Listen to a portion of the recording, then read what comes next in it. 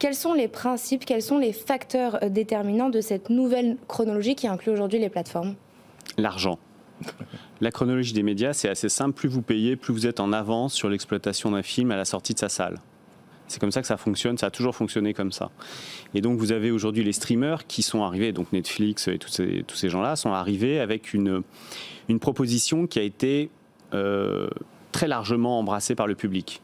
Donc forcément, il fallait les intégrer avant, quand vous parliez donc des délais de la chronologie, avant tout cela, les streamers étaient envoyés très loin derrière, ils étaient derrière les chaînes gratuites, donc il fallait les avancer, et pour les avancer, pour les intégrer, pour qu'ils financent une partie du cinéma français, parce que la finalité c'est ça, c'est qu'ils financent le cinéma français, il fallait évidemment qu'ils aient une place qui soit, on va dire, acceptable pour tout le monde, à la fois pour Canal+, mais aussi pour les chaînes gratuites.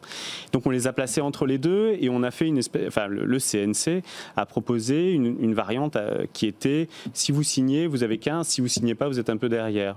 Une espèce de clause de vertu du streamer, la vertu étant de payer. Comme je vous dis, la chronologie des médias, c'est payer, plus vous avancez, plus vous payez. Et évidemment, le vrai problème de toute cette histoire depuis le tout début, c'est que les streamers ne sont pas intéressés. Ça ne les intéresse pas.